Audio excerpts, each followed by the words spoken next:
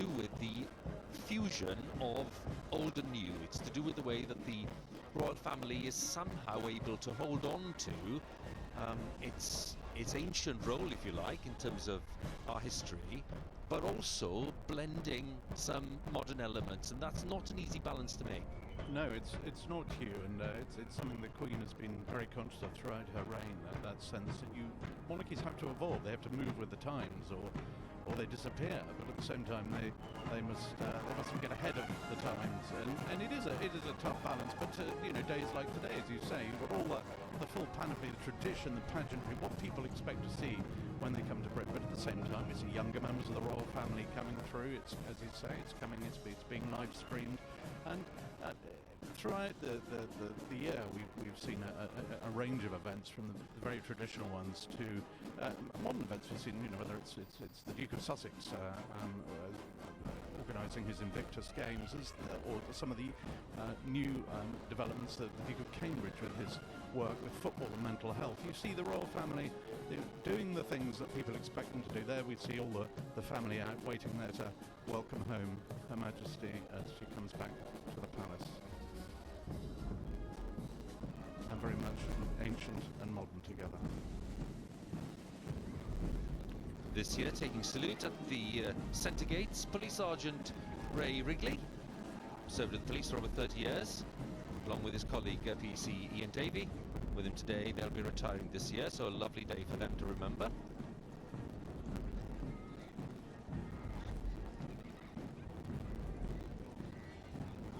As the royal family looks on, the Earl of Wessex in the centre there, and the Duchess of Cornwall.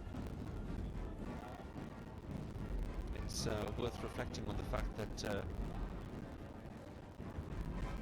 those taking salute are ready for the changing of the guard in Buckingham Palace, which of course is a daily event. But as we'll see a little later, rather special this year, because the Queen's Colour Squadron of the Royal Air Force has been mounting the guard for the past 24 hours.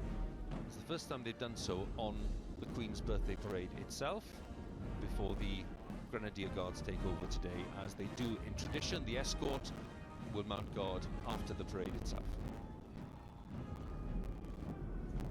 And that's a duty that lots of people don't realise exists, Vince, the fact that the work is not completed. I mean, these guys would have been up there, 6:30, some before that, and they've gone all the way through this parade. The not only the physical but the mental aspect of doing something in this sort of area, this magnitude of a parade. When it comes to the end of the parade, the guys will then mount guard at Buckingham Palace and carry out their duties to what we're all used to. So the Queen has returned home, back at Buckingham Palace, watched by many members of the royal family on that balcony. In a short while, Her Majesty will join them, ready for the traditional birthday fly past, and thousands of spectators enjoying the proceedings already, others making their way along the Mall to gather in front of the palace to enjoy that spectacle too. So plenty of expectation there. And having attended the parade since he was very young, the Duke of York has now completed his second birthday parade as Colonel of the Grenadier Guards. It's a good moment for us to catch up with him. I spoke to him just a few days ago during the preparations for today's event. Your Royal Highness, good to talk to you. Good morning. Can I test your memory a little to start?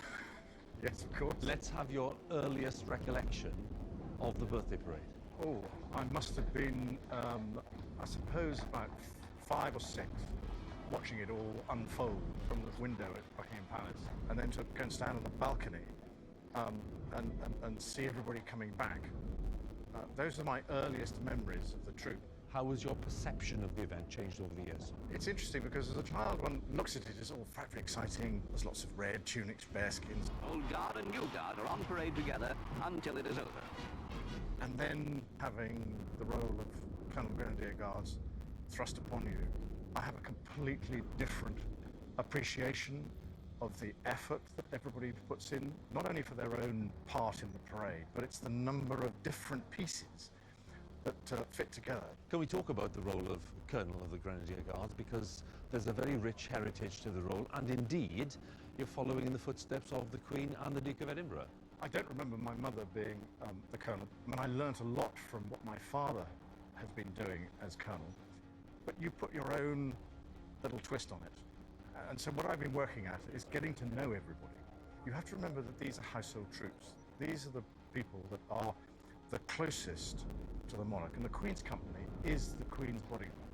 We have been speaking to quite a few of the guardsmen, and they all say the same thing, really, which is that they're impressed by the level of your involvement and your commitment to the role.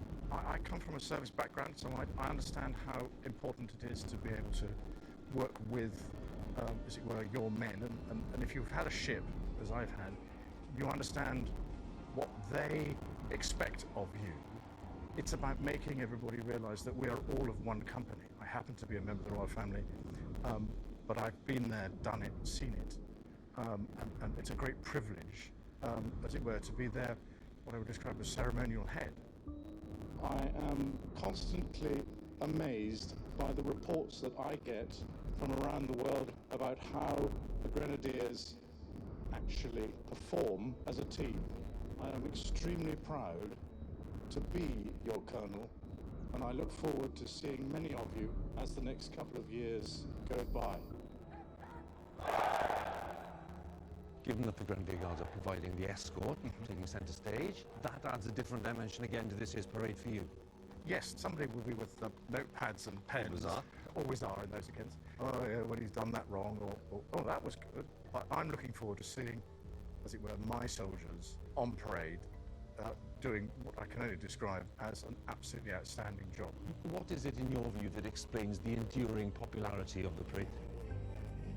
We're very good at pomp and circumstance, but there's so much more that underlies all these various parades, and we are but just a small cog in a very large machine that is the United Kingdom and what it stands for. Is it possible for you to fully enjoy the parade in this role, given Yes. that you've got to think about quite a few things? Oh no, you enjoy it. There's a sort of half a brain that is working on what's he going to be doing underneath you, and you particularly enjoy it when you haven't fallen off and you've got yourself back inside the gates or through the archway of Buckingham Palace. That's the moment you can go, well, it was last year. This is only the second time I've done it, so it's going to be an interesting experience.